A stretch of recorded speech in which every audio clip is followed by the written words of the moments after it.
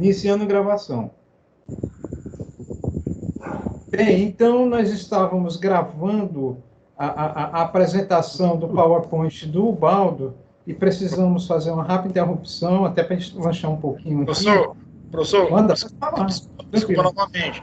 Quando o senhor colocou iniciar a gravação, é como se voltasse para o início. Não, é uma nova gravação. Ah, certo, tranquilo. É uma nova gravação, aquela já foi finalizada. Ah, tá certo. Aqui é outra gravação. Então, nós estávamos no PowerPoint e estávamos... Esse aqui é o do Ricardo, né? Ricardo. Cadê o outro? Peraí. Estávamos nesse aqui, né? Então, o Baldo estava discussando e estava falando das propriedades das categorias. Só adiantando, Ricardo, as propriedades a gente passa meio por cima, porque uma categoria não deve estar muito próxima da outra, entende? Da choque conceitual, tá? Então, lá na Iracema também tem tudinho, tá? Mas deixa o Baldo falar rapidinho aí. Vamos lá, Baldo. Voltando a falar sobre a validade das categorias, nós pedimos sempre algum pesquisador externo para validar. Mas a análise textual discursiva, no artigo, diz não, a categoria você pode validar a partir do próprio corpus, tirando trecho deles, ou da própria teoria. Ele não faz referência a um validador externo. Isso. A homogeneidade já é como o senhor acabou de falar, né, que não pode se misturar dois temas. Aí ele fala assim, da física e da química, as categorias não podem se misturarem, né? Então, esse é um detalhe também muito particular, essa homogeneidade.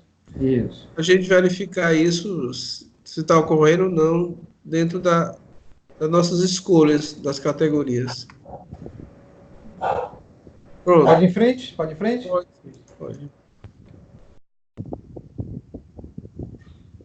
Ele chama esse grandes categorias. Isso são as grandes categorias, né? Ele ainda tem que entender com mais detalhe isso é o que é isso. Eu falo para você o seguinte, nas teses do grupo da professora Maria do Carmo Galeazzi, a metodologia com que eles constroem o metatexto é bem diferente da metodologia como que a gente vai pegar as categorias e vai levar lá para o SCHC, tá? Então, na realidade, quando eles categorizam, lá no pessoal da Maria do Carmo, professora Maria do Carmo, eles elencam um conjunto de categorias lá, e aí eles vão, a partir dessas categorias, aglutinando, assim, num conjunto menor de categorias, tá? Sim. Menor, e aí eles vão construir um metatexto a partir só de 3 ou 4 grandes categorias. É o que equivaleria mais ou menos os nossos 3 ou 4 níveis mais significativos do SCHC, né? Que a gente pega, né? O maior índice de similaridade do SCHC, né? Uma equivalência, tá? Só que, como eu repito, ele aglutina manualmente, e o nosso não. Pela estatística implicativa, o SCHC gerava de similaridade. Mas é mais ou menos essa grande categoria teria um pouco de analogia com os nossos eixos temáticos, tá? Mais ou menos. O espelho é esse. Pronto.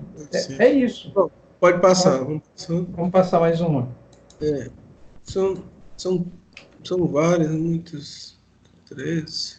Peraí, apresentação de slides do slide atual, tá? Vamos para o próximo. Gravou. Aqui vamos lá para frente. Pronto, a construção de metatexto, né? Uhum. Que envolve a interpretação, que é descritivo em relação ao texto, é um processo de análise, né? Ele cria vários significados durante o artigo, né, que eu achei interessante comentar, mas a gente não vai ficar lendo tudo, né? Isso. Vamos para frente. Pode passar, para não ficar repetitivo? Pode. Para não ficar repetitivo, vamos lá. Está repetindo aí muitos detalhes. Tá. Quer que passe? Você vai dizendo. Pode passar. Para não ficar tão repetitivo. Pronto. E aí? A descrição e interpretação, eu acho... Eu acho interessante essa palavra, que ó, existe a interpretação que constitui o movimento, o último parágrafo, de construção de sentidos e significados. Isso. Agora, o inferir constitui um esforço do pensador de ir além do dito e do percebido, que são os insights, né? Isso. Inferir, a gente não está usando, mas ele usa no texto, né? Interpretar bem superficial, né, o significado, e o inferir e além. Isso. Eu diria assim, Ubaldo, à medida que você, mesmo no movimento inicial de construção do metatexto, de alguma forma você está inferindo, às vezes sem você perceber, tá? É bem consciente, né? Agora, à medida que o metatexto vai ficando mais denso, você vai depurando a análise, aí realmente essa inferência ela vai ficando, digamos assim, mais robusta, não é? Sim. Mas sempre tem aquela coisa do caminho de ida e vinda. Sempre eu repito isso, não é? A gente fica tentado a pensar nos elementos e nas categorias, não é? Os elementos textuais. Pode ir em frente? Pode. Estou falando assim para não estar repetitivo. Também está repetitivo. Interessante essa frase aí, está dizendo... A interpretação, tem tendência qualitativa. A segunda, a inferência, quantitativa, como bem evidencia o teste inferência de hipóteses.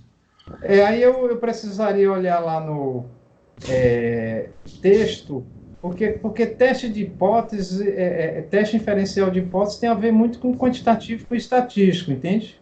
Sim. E nós somos... profundamente não seguidores assim desse quantitativo mais rígido, né? Mais qualitativo, né? Isso. Tá. Então podemos ir adiante? Podemos sim, professor. Vamos lá. Algum comentário aqui? Ele diz que esse movimento, né, ciclo hermenêutico, né, dessas interpretações, as inferências, né, é um processo contínuo, né? Isso, é de idas e vindas, né? Um ciclo hermenêutico mesmo, né? Pronto. E agora? Aqui ele fala da construção da análise, né, que é o primeiro momento, né, a teorização, né, é o segundo momento também, das categorias, depois o metatexto, e está repetitivo isso aí. Você vê que ele destaca os fenômenos estudados, né? Opa, desculpa, peraí, vou voltar aqui, peraí. Os fenômenos estudados, que é a empiria, ou seja, o método foi muito construído para trabalhar na área de discurso, né? Coisas empíricas, tabelas, debates, espaços de aprendizagem, né? Sim. É empírico, tá? Mais algum comentário ou passo? Não, pode avançar. Vai. Essas validades, que ele acha, que eu achei que nós não estamos fazendo de outra maneira, né? A validade, ele vai colocando citações do corpus, o segundo parágrafo. A validade também pode ser construída a partir da ancoragem dos argumentos na realidade empírica, o que é conseguido por meio de uso de citações de elementos extraídos dos textos do corpus. Quer dizer, sei. Não é pedir um avaliador externo. Já você retirando do corpus já as citações relativas àquelas categorias, já valida a categoria. Isso é uma coisa que tem que ser feito com cuidado, porque esse processo de leitura, interpretação, compreensão, não é? Interpretação, é um processo complexo, não é? E no nosso caso, como é tese, isso passa pelo doutorando, e depois passa pelo orientador, e depois passa pela banca, não é? Essa coisa da construção, da análise, da maturação do metatexto, e no próprio texto do próprio texto da Tempestade de Luz, eu acho que no final do artigo ele diz que isso é um processo sempre em construção. Ele não fala uma coisa assim? Pois é, um processo sempre inacabado e sempre em construção, que é um princípio do construtivismo também, não é? Sim. Então, essa validade, ela tem um certo grau de relatividade, né? Na realidade, você faz um ponto de corte, ó. Eu refinei minha análise, mas aqui eu acho que tá ok, porque é um processo que não tem fim, né? É. E, Ricardo, o que você comenta? Professor, eu estou observando aqui a discussão sobre essa questão da validade e confiabilidade. Quando ele fala, Baldo, de um examinador externo, seria um novo olhar, né? Um novo olhar. Quando ele fala na validade retirada dentro do próprio corpus do texto, dentro de uma citação, é porque essa citação, em algum momento durante a pesquisa, ela já foi validada. Então, ela já tem um certo grau de confiabilidade. Isso, que é relativo, né? Uma Então, coisa relativa. é por isso que ela já passou por esse processo. Ela não precisa mais ser questionada.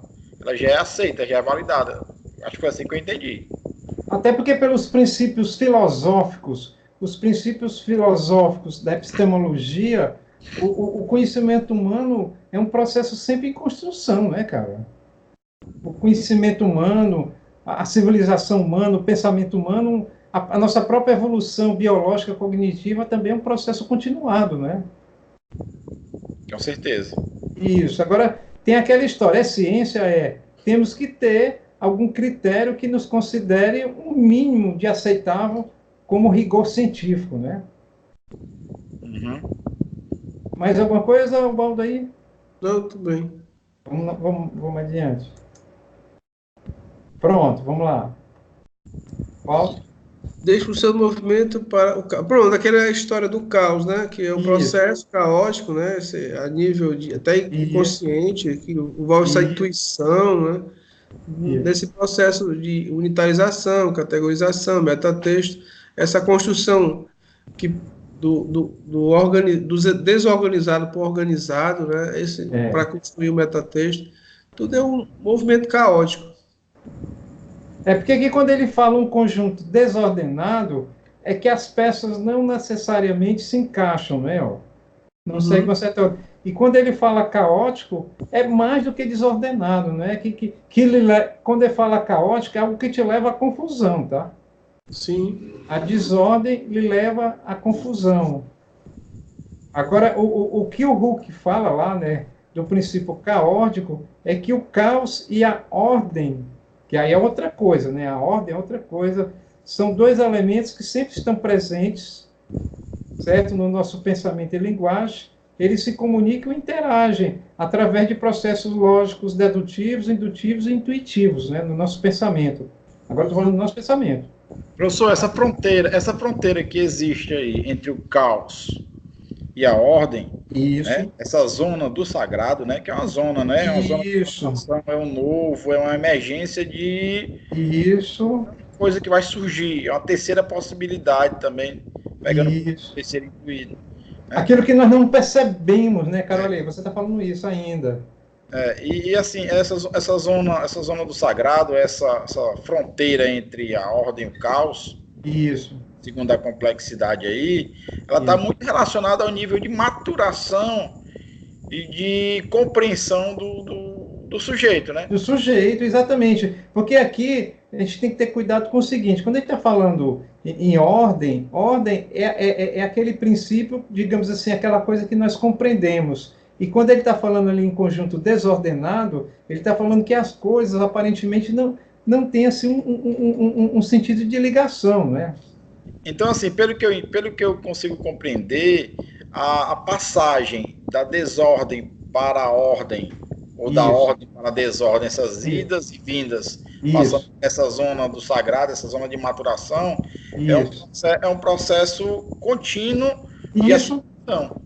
Isso, mas exatamente isso. Às vezes a gente está querendo ler um texto de física, lá, um texto de matemática, a gente não está entendendo, lê, relê. Em algum momento você atinge um estado de percepção, né? Você entendeu a ordem das coisas, né? E a própria ciência, se você for olhar na história da construção da ciência, a epistemologia da ciência, né? Sempre tem uma coisa que a gente não é perceptível para a gente. há 200 anos era imperceptível que um negócio metálico enorme voasse com um avião, né? Era uma loucura, não era? Verdade. Há 200 anos não existia uma cura para, como é que é o nome, aquele, para cólera, né? Eles queimavam bairros inteiros, eles cercavam um bairro de uma cidade, tocavam fogo em todo mundo, tá? Matava tudinho. Porque senão, porque morreram milhões de pessoas na Europa, cara. Hoje você dá uma gotinha, pronto. Dá uma gotinha para os meninos, não tem mais isso, entendeu? Então, é isso. É uma coisa epistemológica na ciência como um todo, o princípio caótico se aplica nisso, e na nossa mente como indivíduo, a gente está sempre em estados de causa e ordem para mudar os nossos planos de percepção e realidade, não é? Professor, eu poderia dizer a seguinte frase: quando o sistema entre o caos e a ordem começa a se estabilizar, entrar numa fase de equilíbrio, é porque o princípio está sendo auto-organizado? Também pode ser, porque sempre eles estão dialogando, né? O caos e a ordem na própria natureza, né? Você olha... O caos e a ordem vão dialogando, mas vai chegar um ponto onde vai ter um nível de maturação, assim, uma zona comum. Você vai avançando, você vai sempre avançando, vai avançando, vai avançando. Essa zona comum ou a zona de maturação seria já um processo auto-organizado, né? Pronto, que é a construção do metatexto. Você vai escrevendo trechos, às vezes não tem sentido. Esse aqui que eu escrevi também é maluco, cara. Vou repensar, vou reler a teoria para ver como é que eu reordeno isso aqui, não é? Entende? E principalmente na era das tecnologias, que o acesso à informação é muito não linear, através dos hipertextos, né? Eu acho que é a partir daí que esses insights surgem, né? Achei legal essa parte que ele coloca assim, ó.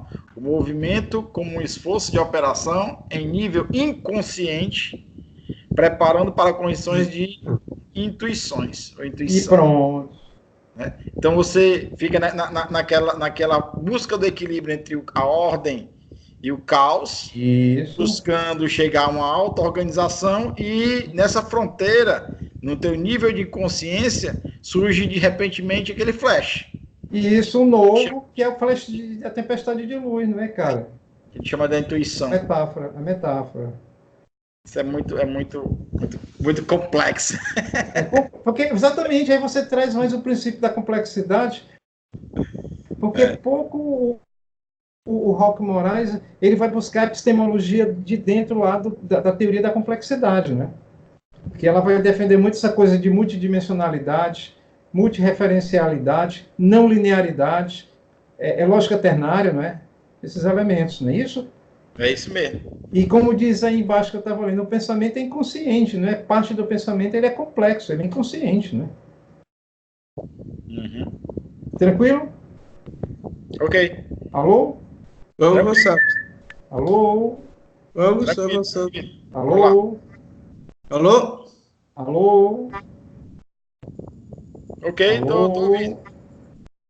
Parece que deu uma... Travou. Foi que travou? Alô? O do Júlio, ó. A imagem dele travou, tá vendo? A tua imagem tá parada. No... A minha?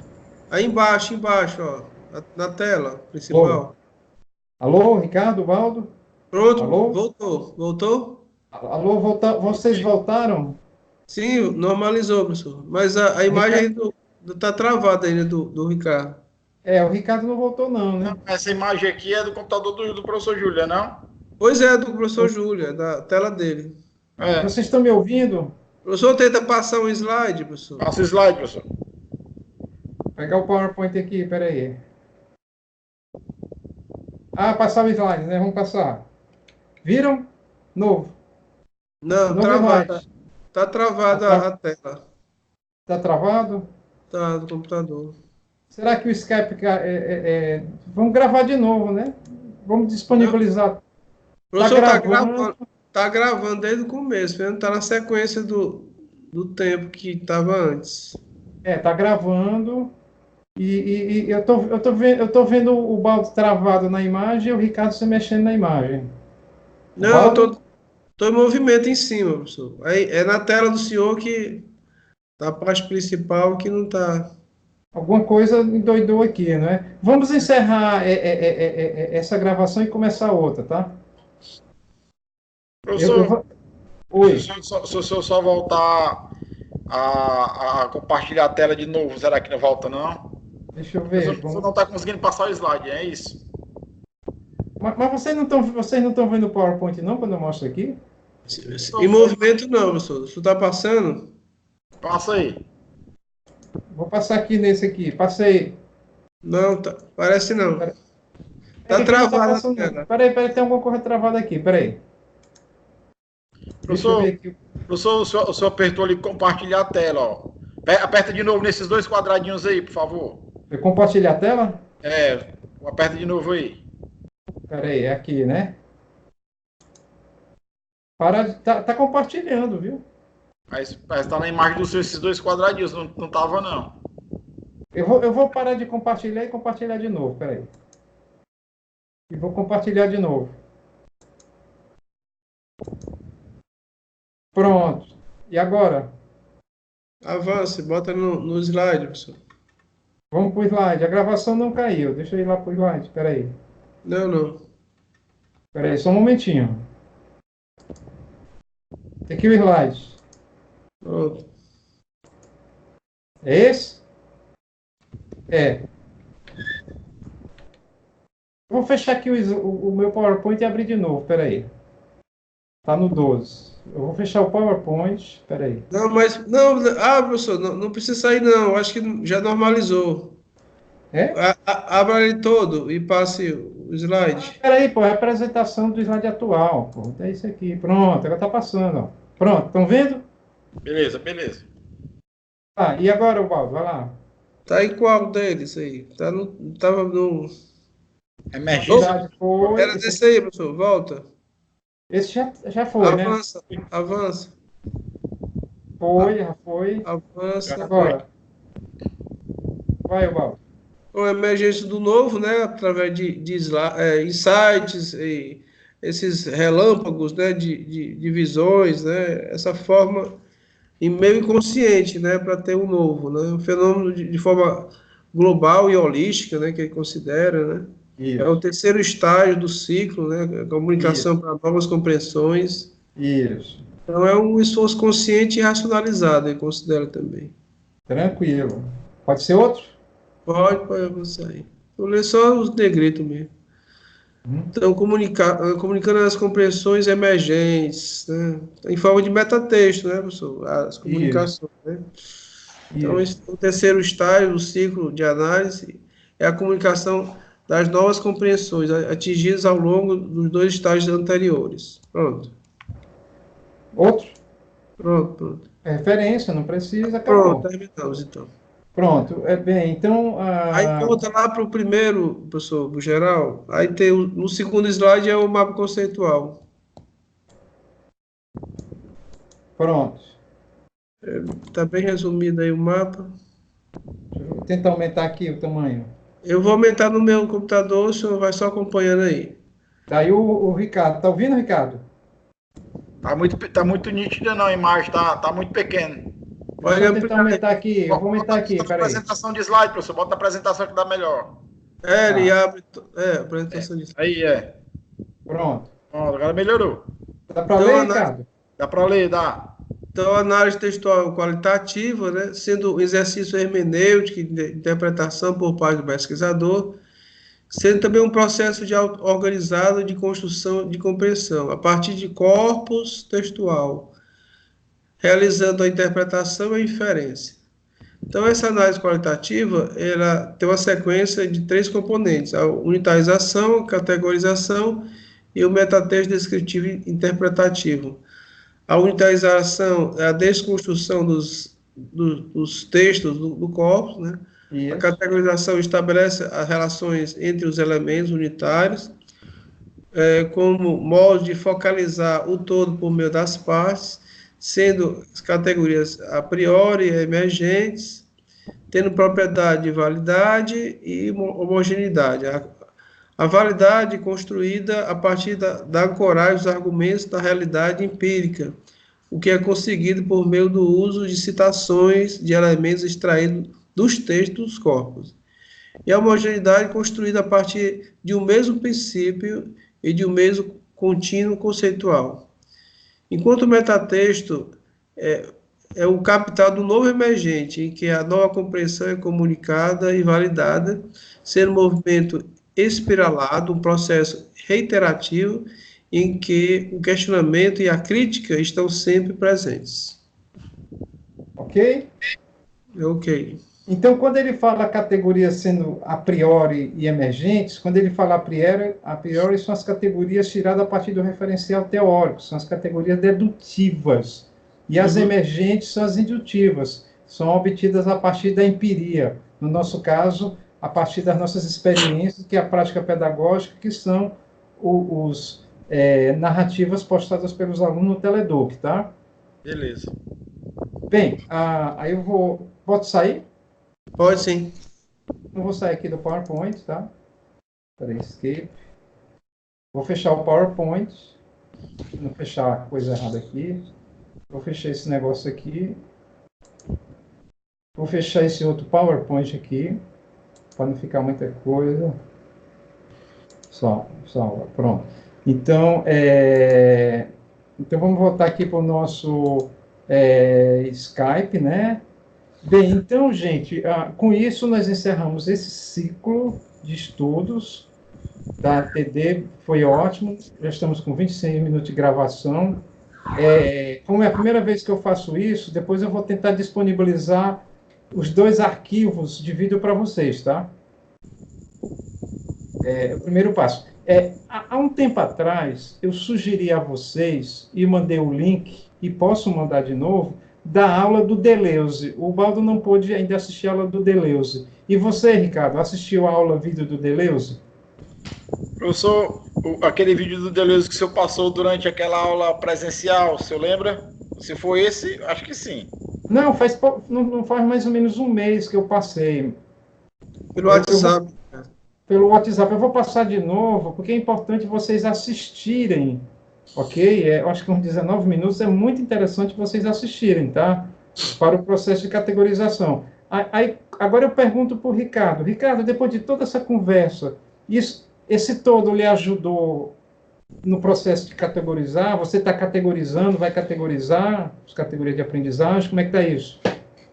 Beleza. Primeiramente, né, assim, a gente está... Vamos falar um pouquinho aqui da nova ferramenta, né, do Skype. Foi bacana, eu acho que para nós três, assim, está ressignificando essa utilização, né? Muito, gostei muito. Foi bem produtivo. Voltando agora um pouquinho para dentro da tese, da pesquisa. Quando a gente discute sobre análise textual discursiva, né, texto do Roque Moraes e Tempestade de Luz, isso para a gente é muito bom porque, para mim, principalmente, que eu estou me apropriando dos processos, do ciclo. O que é unitarizar, o que é categorizar, o que é um novo emergente. E isso, para mim, quando eu for partir para dentro do processo de categorização das narrativas lá no Fórum Teleduc, vai ficar mais fácil. Bacana. E bacana. Assim, já tô me apropriando legal, já estou começando a clarear na minha mente esse processo de categorização. Tranquilo. Pois, ótimo. Então, uma coisa que você e o Baldo tem que seguir é montar aquele padrão de tabela da Iracema que tem, assim, categorias do primeiro eixo temático.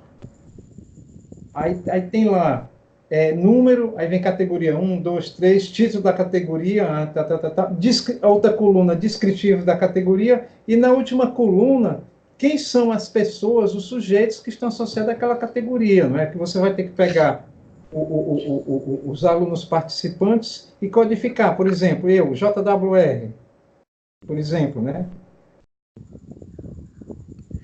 E aí você tem que montar aquelas tabelas da Iracema, tá? O modelo de tabela de quem são as categorias, e para isso você vai ter que pegar o texto integral do fórum, não é? E fazer a unitarização e a categorização. Ok. Entendeu? No momento é isso. Tem um segundo texto, que eu não sei se vocês estão sabendo qual é o segundo texto. É o texto do último O web currículo. Vocês querem que eu mande para você novamente ou vocês estão com ele? Professor, reenvia novamente. Para não ter dúvida, né? Eu vou reenviar novamente para ficar tudo bem direitinho. Pronto. Então, podemos parar a gravação já? Ou querem fazer algum comentário? Por mim está satisfeito. Tudo bem, professor. Ok, então nós três agradecemos. Estamos finalizando nossa gravação.